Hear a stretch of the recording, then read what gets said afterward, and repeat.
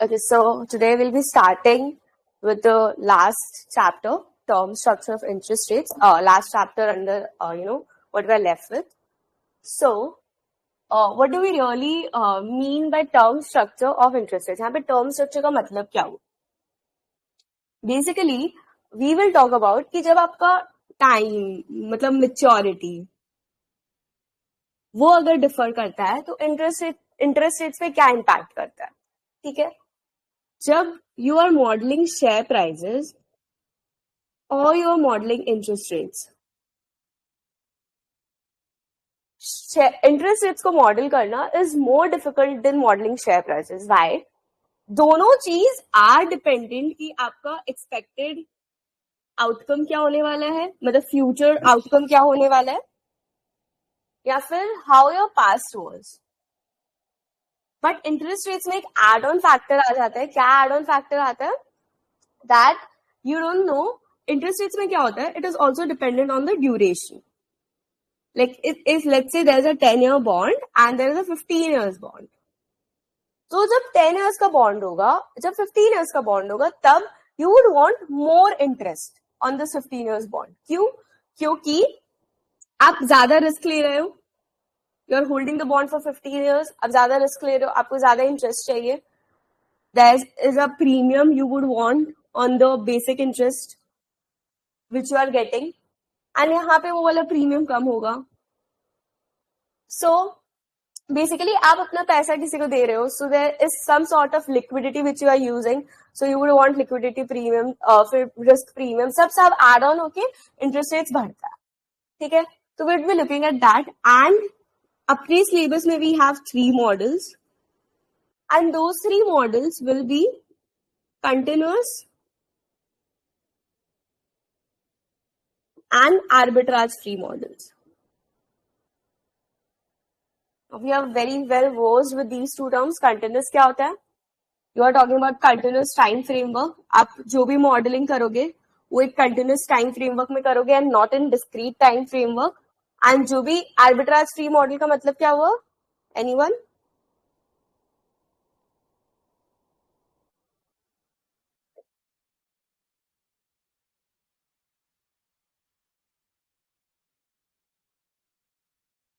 It's a risk-free model. Basically, without taking any risk, it is 100%. There's a 100% probability that you can make profit. So whatever models we'll be making, that will be continuous and that will be arbitrage free. And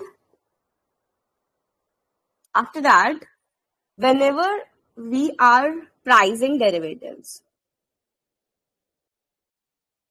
interest rate modelling एक बहुत important factor है when you are pricing derivatives. Why? क्योंकि अब जब भी एक FRA, bond forward, futures, any type of derivatives you are entering into, अब क्यों एंटर करते हैं? Why an insurance company, a bank, an individual would enter into these types of derivatives? 80% or let's say 70-80% of the time जो majority of the risk होता है, that is because of the interest rate. If I have let's say some amount of money, ठीक है, I know कि after 5 years I'm going to get this amount of money. जो भी मेरा policies है, इस पे मेरे को 5 years of amount में मेरा सारा premiums aggregate हो जाएगा, तो वो इतना some amount of money में aggregate होगा. After 5 years I would be able to invest that amount. But today I know कि interest rate is somewhere between 6.5 to 7%. But after 5 years, I don't know, interest rate 6.5 to 7% होगा नहीं होगा. I'm not really sure about the economy. I believe maybe interest rates गिर जाएगा, economic का condition उतना अच्छा नहीं रहेगा. जो भी मेरा perspective है, so I would want to lock in interest rates. That is the basically the whole purpose I get into derivatives. My derivative transactions, I would get into derivatives. So interest rate is something which is very important even when you talk about derivative pricing. So that was the background of this chapter. Now, even जब हम लोग chapter पढ़ेंगे, you would see that there are different types of interest rates basically. जब हम लोग इस chapter पे बात करेंगे, there will be spot rate, there would be forward rate, there would be then instantaneous rate. तो in total जब इतने varieties of interest rate है, So we would, we can understand why the modeling of interest rate is complex. So do we know about zero coupon bonds?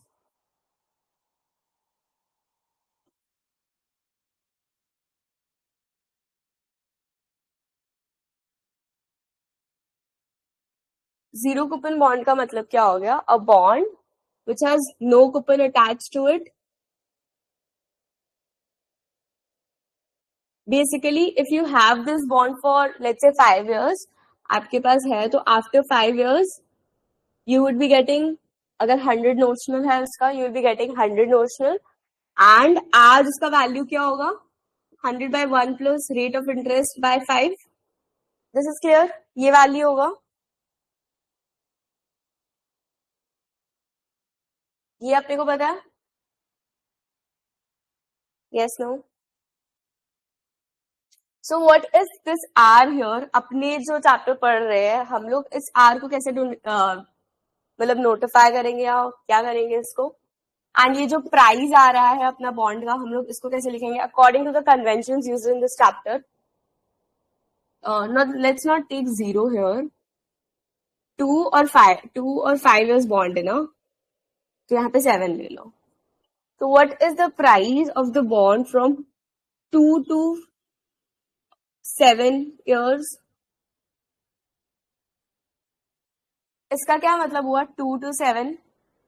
हम लोग कैसे denote करेंगे price of the bond? We'll denote it by small T and capital T. Your small T is the time where you are, आप time 2 पे हो, and time capital T would be 7. ठीक है. आप एक और तरीके से you can write it by T plus alpha. तो इधर पे क्या हो जाएगा? Your T is what? T is 2 and your alpha would be what? 5. So this, we would be using this notation to denote the price of the bond. ठीक है. and R यहाँ पे क्या हुआ? What do we call the rate of interest which is associated with zero coupon bonds?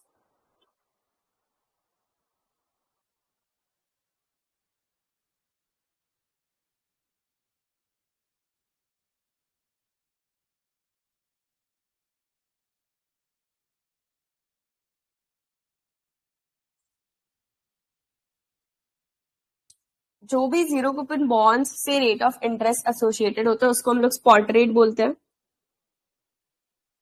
And अपने are को कैसे denote करेंगे? We will denote R by, basically I shouldn't write R, confusion होगा.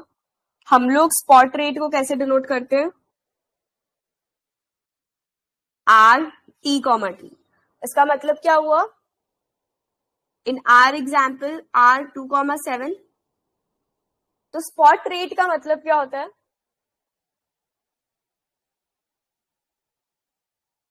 Spot rate को you would be denoting by R T comma T. ठीक है. ये zero coupon bonds के प्राइसिंग के लिए यूज होता है. एंड इसका मतलब है you are standing at time T and up till, मतलब in the span of T to T, small T to capital T, आपका रेट ऑफ इंटरेस्ट क्या रहेगा? And you are deciding it today. At this spot you are deciding कि आपका T minus T, अपने example में 2,7. At this time you are deciding कि second year पे आगे 5 साल तक मेरा स्पॉट रेट क्या होगा. Now this is different than this. If I take 2 and 7 and if I take 0 and 5, तो इन दोनों का मतलब डिफरेंट हुआ. क्योंकि वाई, इधर पे मैं क्या बोल रही हूँ? इधर पे I am deciding the spot rate at time 2, even though time span same है. यहाँ पे भी I am taking 5 years and यहाँ पे भी I am taking 5 years. But यहाँ पे मैंने कब स्टार्ट कर रही हूँ मैं? I am starting at time 2, यहाँ पे I am starting at time 0. So ये वाला डिफरेंस है. इधर पे आप स्पॉट रेट डिसाइड कर रहे हो टाइम 0, इधर पे आप स्पॉट रेट डिसाइड कर रहे हो time 2.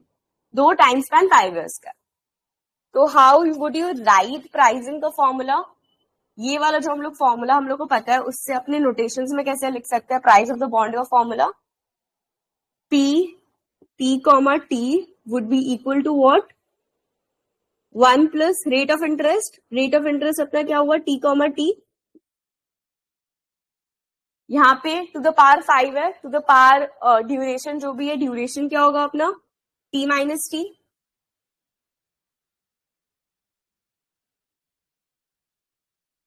So this is one formula.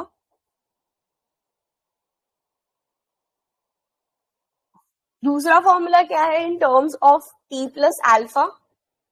You have t comma t plus alpha let's say. तो दूसरा फॉर्मूला क्या हो जाएगा? 1 plus rate of interest t plus alpha. यहां पे क्या आएगा? What is t minus t? t क्या अपना? t plus alpha minus t.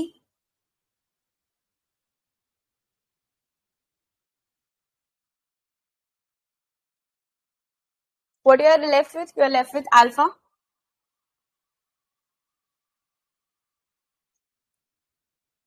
तो रेट ऑफ इंटरेस्ट कैसे निकाल सकते हैं? From spot rate.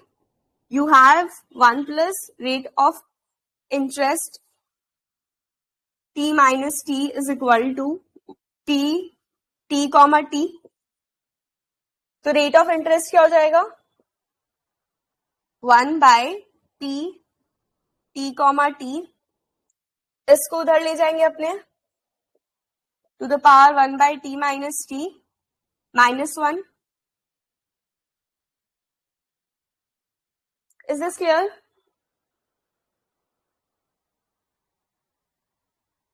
Rate of interest क्या हो जाएगा? रेट ऑफ इंटरेस्ट का formula R T comma T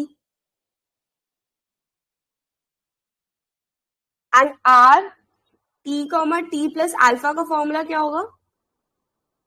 if you are taking alpha instead of capital T, क्या होगा?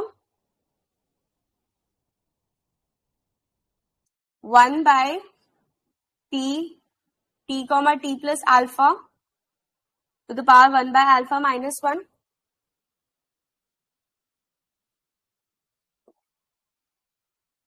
So we have got इधर पे 4 formulas.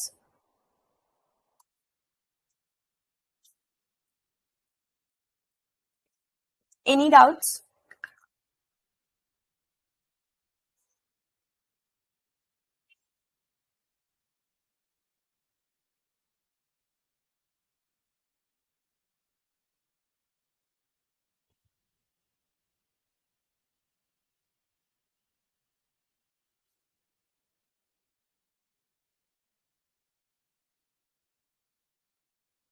Now, if your spot rate is, let's say, paid 5 times a year, m times a year. अभी तक अपने क्या बोल रहे थे कि if I am taking this spot rate from time 2 to 7, मेरे को हर साल में एक एक पॉइंट पे इंटरेस्ट मिलेगा, मतलब 1 ईयरली कंपाउंडिंग मेरा इंटरेस्ट होगा. बट अभी मैं बोल रही हूँ कि एक साल में मेरे को m टाइम्स इंटरेस्ट मिलेगा. लेट्स से सेमी कंपाउंडिंग हो रहा है या क्वार्टरली इंटरेस्ट मिलेगा. वैसा अगर हो रहा है तब फॉर्मूला में क्या डिफरेंस आएगा?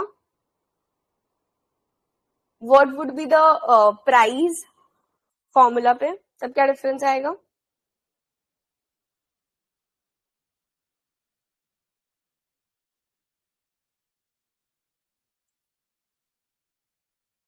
रेट ऑफ इंटरेस्ट अगर अपने को CM1 का याद है, if this is the rate of interest, अपने क्या करते थे? 1 by R plus M by M into N. ये याद है?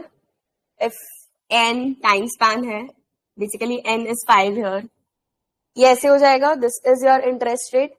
तो अगर ये रेट ऑफ इंटरेस्ट है तो इसके opposite what I would have to write, ये रेट ऑफ इंटरेस्ट निकाल रहे हो. This is not the price you are calculating, this is your rate of interest. तो यहाँ पे जो प्राइस होगा वो 1 बाय प्राइस होना चाहिए.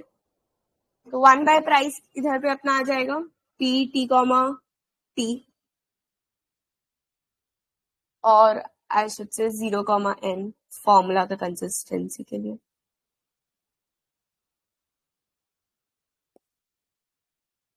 तो if your spot rate is paid 5 times a year, आपका फॉर्मूला कैसे चेंज हो जाएगा? Your 1 by P0 comma n would be equal to 1 plus r by m, m into N.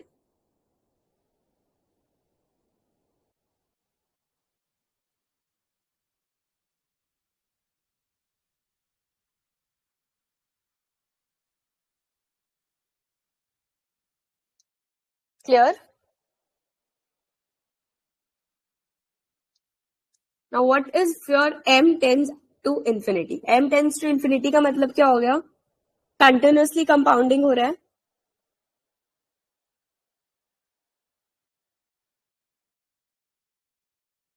m tends to infinity मतलब हो गया कि continuously compounding हो रहा है इधर पे। पहले मैं बोल रही थी कि I have one period of time Spain और यहाँ पे m अमाउंट ऑफ टाइम में I will be getting my payment, but अभी मैं बोल रही हूँ कि कंटिन्यूस कंपाउंडिंग हो रहा है। तो m टेंस टू इन्फिनिटी में जब क्या हो जाएगा, तब फॉर्मूला पे your rate of interest r comma t क्या बन जाएगा? Force of interest. एंड जब अपने फोर्स ऑफ इंटरेस्ट पे बात करते हैं we use exponential.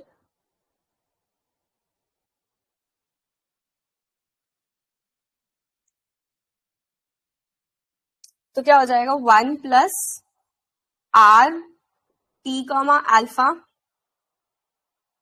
1 + r t, alpha to the power what? 1 + r t, अब t टाइम स्पैन का कंसिडर कर रहे हो। 1 + r t,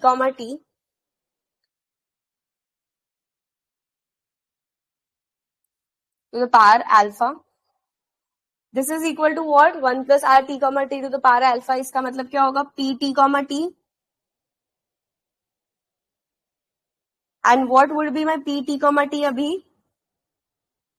because interest rate continuously compound हो रहा है and we are talking about force of interest, we would be using exponential. तो e to the power minus r हो जाएगा, e to the power minus r t, t। Here you can write either into t minus t, मतलब जो भी अपना duration है 5 years basically, और you can right alpha short में अगर फॉर्मूला को स्मॉल करना है। The meaning remains the same. आप टी माइनस टी लिखो या अल्फा लिखो, मतलब वही है। आई एम टॉकिंग 5 years, जो मेरा एग्जाम्पल में है कि 2 से 7 years of time span I am considering. तो जो भी बीच का ड्यूरेशन है दैट इज 5 years। तो बिटवीन दोज 5 years अगर आपको फोर्स ऑफ इंटरेस्ट निकालना है, अगर कंटिन्यूसली कंपाउंडिंग, क्वेश्चन में दिया है कि your interest rate is continuously compounding, you are at time 2 and your bond will mature at time 7, तो आज प्राइस क्या होगा? तो today the price of the bond will be what? e to the power minus r t, t into alpha. आपको r t, t दे दिया जाएगा, you just have to multiply it by the time span and exponential to the power minus. Is it clear?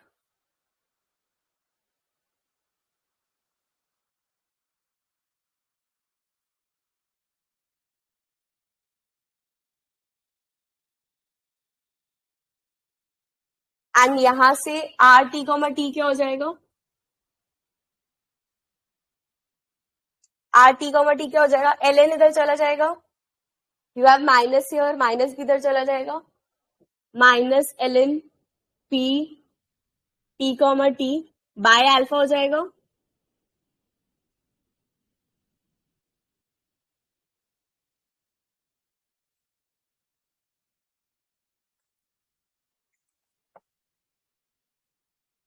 Any doubts still here?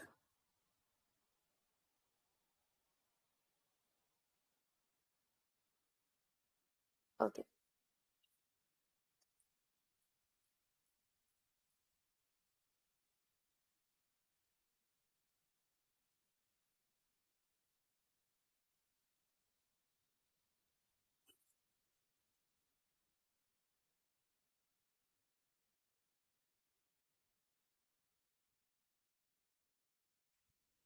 Now अपने जो yield curve है, जो interest rate का जो curve बनता है, यील्ड कर्व मतलब क्या हो गया? इंटरेस्ट रेट का curve with respect to time.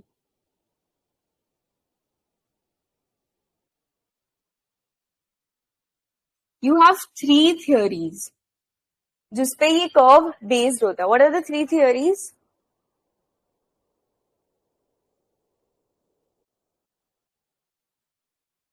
First is your expectations theory,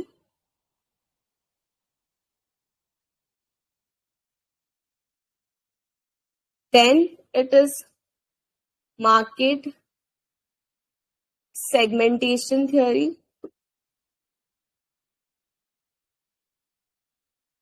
then it is your liquidity preference theory.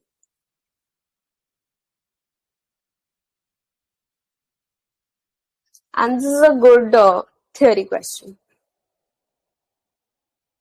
What is the meaning of expectation theory? Expectation theory में क्या बोला जाता है? Market segmentation theory में क्या बोला जा रहा है? Liquidity preference theory में क्या बोला जा रहा है?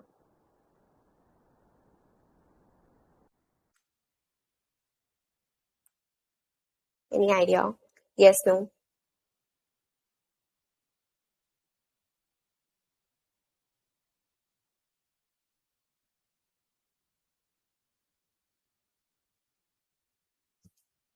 Okay.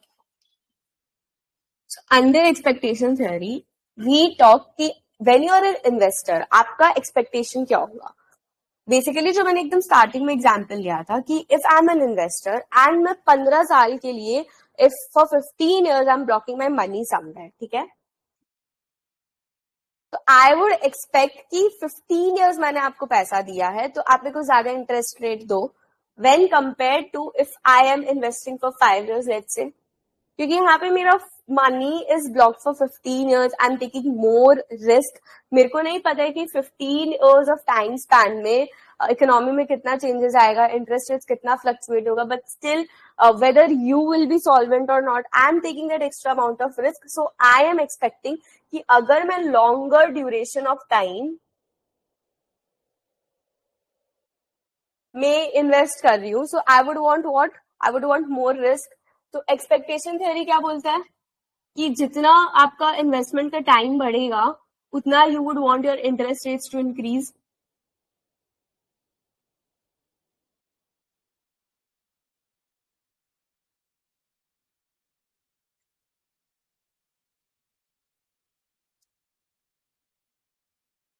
Okay, and there is one more point in expectation theory. What is that point?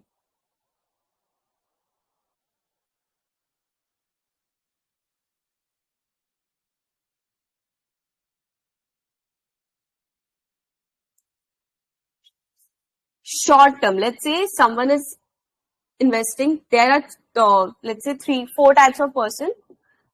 First person इधर पे invest कर रहा है from 0 to 5 years. Second person इधर पे invest कर रहा है for 5 years. Third person is investing 10 से 15 for 5 years. And then there is a fourth person जो collectively 15 years के लिए invest कर रहा है. तो जो फर्स्ट पर्सन है that is investing for 5 years, वो एकदम 0 to 5 पे इन्वेस्ट कर रहा है. Second person is investing from 5 to 10. Third person is investing from 10 to 15. And जो फोर्थ पर्सन अपना वो 0 to 15 में इन्वेस्ट कर रहा है. तो एक्सपेक्टेशन थियोरी में एक और डेफिनेशन है दैट ये जो small small amount, so what, ये जो कलेक्टिवली आई एम गेटिंग, जो मेरा कलेक्टिवली लॉन्ग टर्म एक्सपेक्टेशन क्या होगा, it should be cumulative to my future expectations and past expectations. Basically जितना भी शॉर्ट टर्म मतलब शॉर्ट टर्म इन्वेस्टमेंट्स में मेरे को मिल रहा है, आई वुड एक्सपेक्ट कि मेरे को लॉन्ग टर्म इन्वेस्टमेंट्स में भी उतना ही कुछ मिले ऑन एवरेज. तो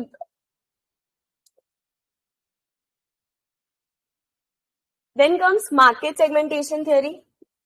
Now you have different types of insurance. Let's say pension हुआ, लाइफ इंश्योरेंस हुआ, then you have general insurance.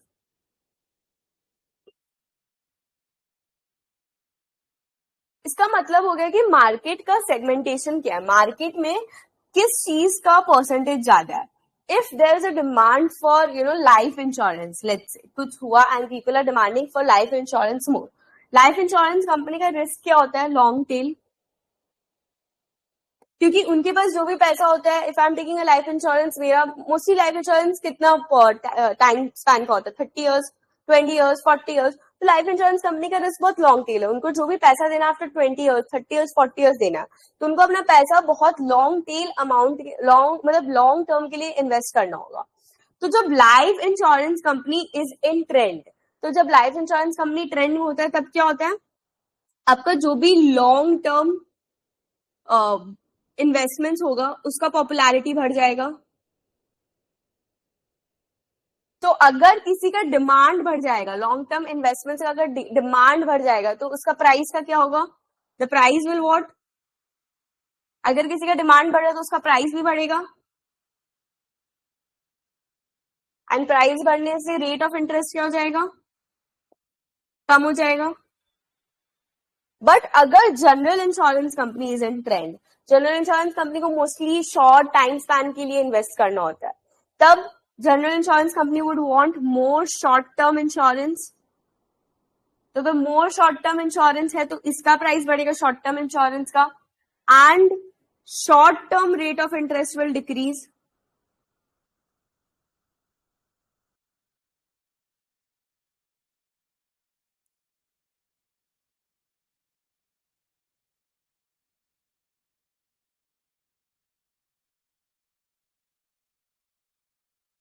तो योर पेंशन लाइफ अगर ये ज्यादा है तो they will determine what, they will determine longer investments, long term interest rates क्या होगा.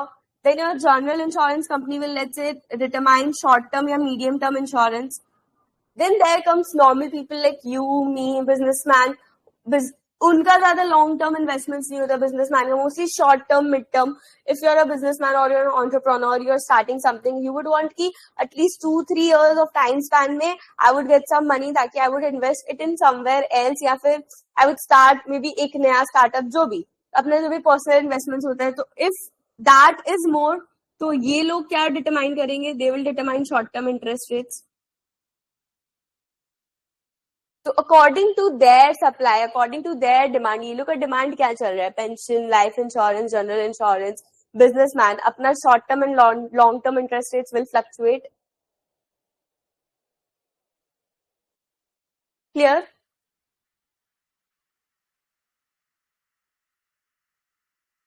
Then you have liquidity preference theory. तो अपने पास दो लोग हैं, एक लेंडर है, एक बोरोवर है. तो जो लेंडर होगा, if I M lending you the money, what would I want, कि तुम मेरे को जल्दी पैसे रिटर्न कर दो. आई वुड वांट दैट कि तुम मेरे को जल्दी पैसे रिटर्न कर दो. And borrower would want what, borrower चाहेगा कि मैं long term of time span में पैसा लेके रखू तुमसे ताकि यू नो मेरा बेनिफिट ज्यादा हो.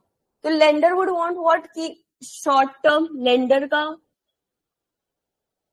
बेनिफिट शॉर्ट टर्म में है, बोरोवर का बेनिफिट किस में है, लॉन्ग टर्म में है.